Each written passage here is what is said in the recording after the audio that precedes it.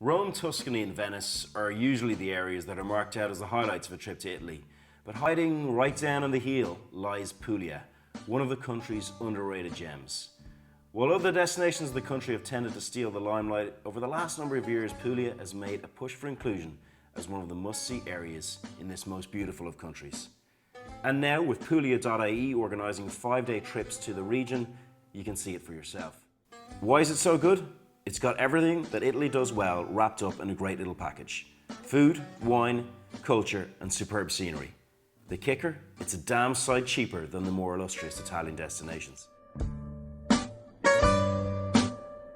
I started a 5-day trip with Puglia.ie run by Puglia native Daniel Napoleoni in and out of Bari Airport, with the first stop being Ostuni, known as the White City. Only an hour's drive from Bari Airport, it's an unmissable destination. A Lord of the Rings-style fortress citadel sits atop the old town, an urban conurbation that at night glows with yellow light like a beacon welcoming you in.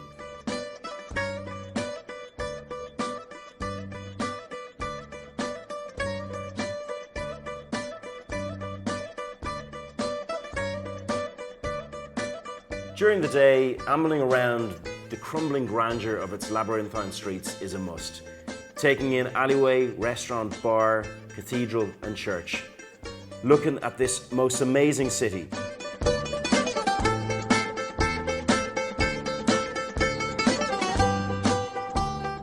The old citadel's shimmering white walls and quiet streets are peace personified, and when you've had your fill, you can relax in one of the many piazzas with an espresso and some of the best food money can buy. On that score, I doff my hat to Chiara Coverta, that serves that most famous Puglian dishes, ears of pasta, orecchietta, with turnip greens. The dish is as simple as hell, but like Puglia, its simplicity is its elegance. And where should you stay when on Ostuni? Well, there really is only one choice, the Ostuni Palace Hotel and Spa. Like the name suggests, the hotel is Italian grandeur. White walls, clean design, and also has a superb restaurant, serving the most delicious deep-fried courgette flowers stuffed with ricotta. One of those specific Puglian specialities.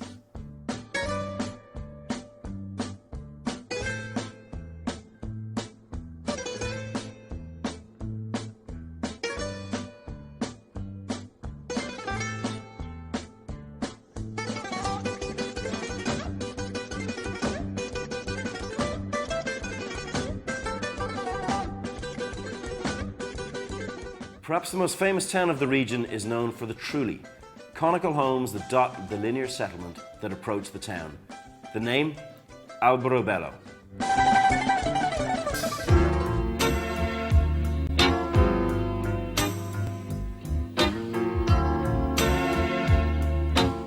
Named as a UNESCO World Heritage Site for the 14th century Trulli buildings that have shot to the top of many world travellers' wish lists. It is a simply stunning location.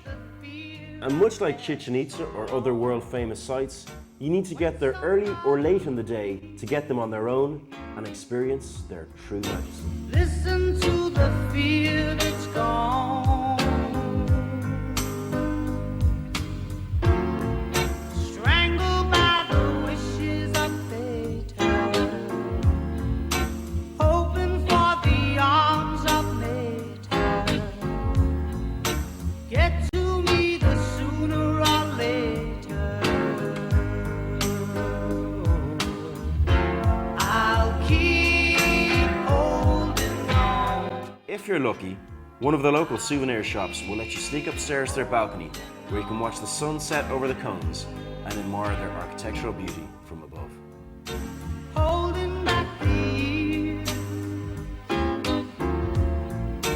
Chance for me escape from all I know. Next on my tour was the city of Taranto, where I was based at the 5-star Relais Histo located just outside the city. 'Cause nothing here is wrong.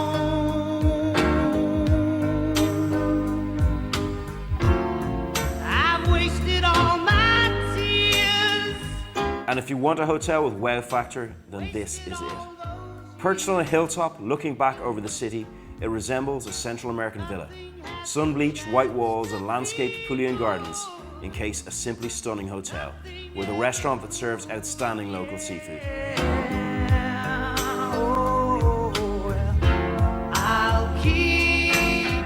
The building is a restored farmhouse, which took 14 years lovingly restoring. It's really, really beautiful. 48 rooms, swimming pool, as well as a conference centre. Taranto proper is also worth exploring, with its fascinating mix of naval, military and post-industrial architecture. Sections of the city are perfectly maintained, while others are beguiling and show a side of Italy affected by the economic downturn this century. During the Roman Empire, Taranto was the main city of the south, and as a result is an archaeological gold mine.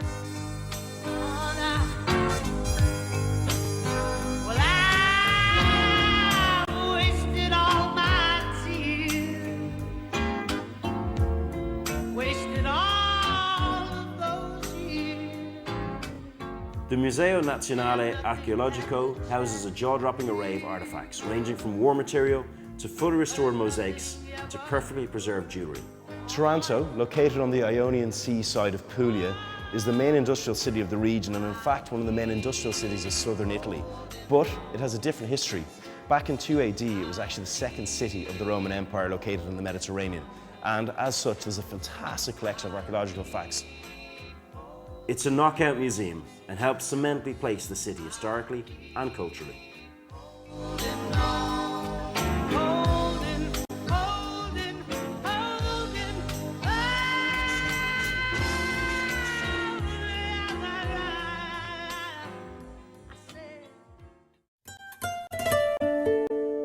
The best straight trip from Relais Histo is north across into the neighbouring region of Basilicata and the town of Patria.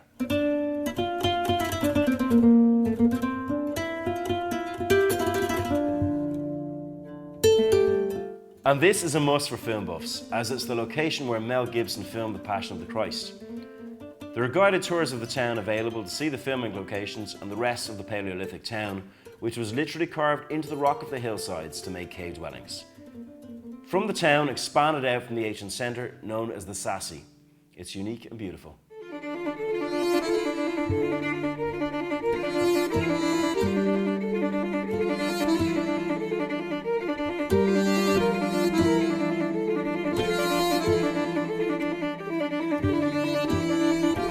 So just across the border from Puglia is Basilicata, the next region. And in Basilicata is Matera, where we are now, which is where Mel Gibson came to film The Passion of the Christ. And if you look behind me, you'll see the old city. And right across there to my right, those rising steps is where the scene where Jesus carried his cross was filmed. And then across behind me again, up on top of that hill, if you can see the red van, that's where Jesus was crucified. And as well as taking in this vantage point over the whole city, there's guided tours of the whole area where you can see the scenes where they were shot and also take in this very unique architecture where the old houses are built right into the caves in the valley below us.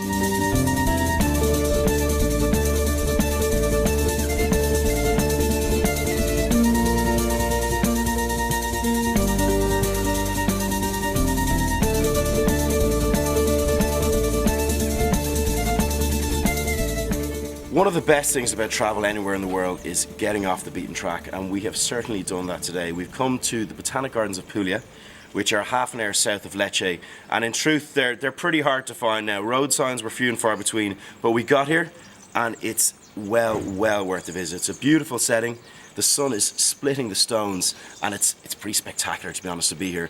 Eugene O'Higgins, Irish landscape gardener, is with me. Eugene, why should people make the trek down here to see this garden? Yeah, effort is the big key here. Once you get here, you're really rewarded. And Lecce, the city name, comes from the type of oak tree that's common around here. This is where it all starts. This is where you understand Italian garden.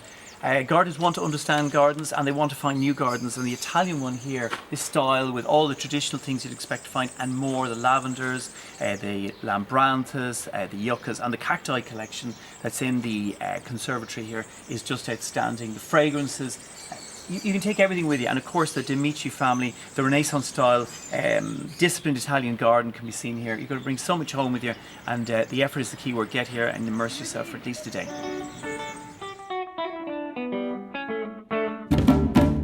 The final stops on a 5-day Puglia.ie tour of the region are Porto, Cesareo, and then across back to the Adriatic coast and the city of Lecce. As a younger, As well as having beautiful cities and towns, Puglia is of course lined on both sides by coastline, the Mediterranean and the Ionian Sea. And 30 minutes drive from Lecce and an hour's drive south from Taranto, you find Porto Cesareo, which is where I am now. And as you can see, it has an absolutely stunning beach, which is well worth the drive and a highlight of the region. guitar and the linen. So when in Porto Cesareo, seafood is the order of the day. And the best restaurant to get it is in Hotel Fali. It's located right along the coast, just on the harbour, just outside some windows here. You've got all these local boats which bring in the fish daily and seafood, and they serve up an incredible array of different seafood dishes. We have sea bass with marinated balsamic onions. We have baby squid. We have fish roe battered. We have hot octopus salad as well. Prawns served with cucumbers and a light lemon dressing. And perhaps the best of all of those dishes is a homemade preserved tuna in extra virgin olive oil, which is caught fresh, then jarred for 6 months, then served with baby tomatoes, more extra virgin olive oil, and rocket or rucola as it's called here. It's a bit of a seafood feast and you're going to love it.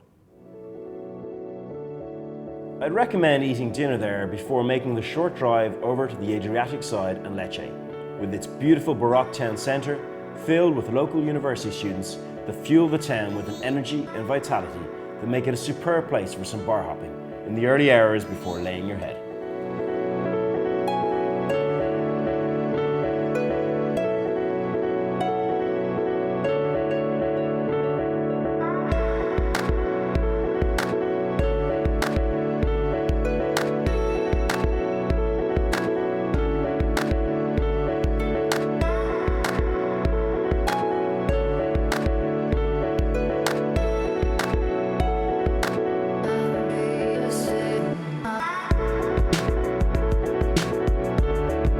Along the journey up the Adriatic Coast Highway, there is time for one final stop, however, at Tenute Rubino Winery, where sommelier Angelo can guide you through the differences between the local grape varieties, Primitivo, Negromaro and Malvasia.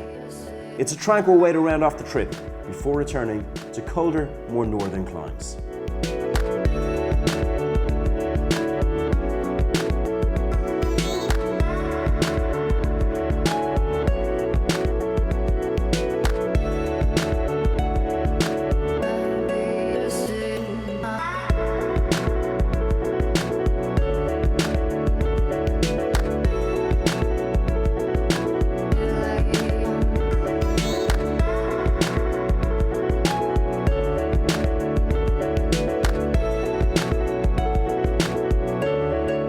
When travelling across the Mediterranean, whether it be France, Portugal, Spain, or of course Italy, visiting producers and vineyards to see the local wine produced is a highlight of any trip. And that's exactly what I'm doing right now. I'm in Tenute Rubino, which is one of the top 10 producers of both red and white wine in Puglia. And with me here now is Angelo, who is their local expert on wine, and he's going to tell us a little bit about their product. Yes, we are focused on our local varieties and especially on Susumaniello grapes. Susumaniello is very typical from the Brindisi province where we are, and especially Torre Testa, it is our top-notch wine made out of 100% Susumaniello grapes. It ages between 12 and 14 months in oak barrels, and you can see in the glass it has a really deep color and a really spicy smell. It's this kind of spiciness. It's given by the oak barrel aging process, but you can feel at the same time the acidity, the good acidity of red fruits, typical of Susumaniello grapes. We grow these grapes along the seaside, so they have a good minerality. All our wines have a good minerality and are well balanced because there's a lot of alcohol. We are in the south. Of course. Of And course. what would you pair this with, particularly for a meal in the evening? Oh, in my opinion, pork is absolutely the perfect match with this wine, especially grilled pork. You need a good, you need food with a good structure because it is a full-bodied wine, so you need an important dish beside it. Great, okay, perfect. Well, now for the best part. Salute. Salute.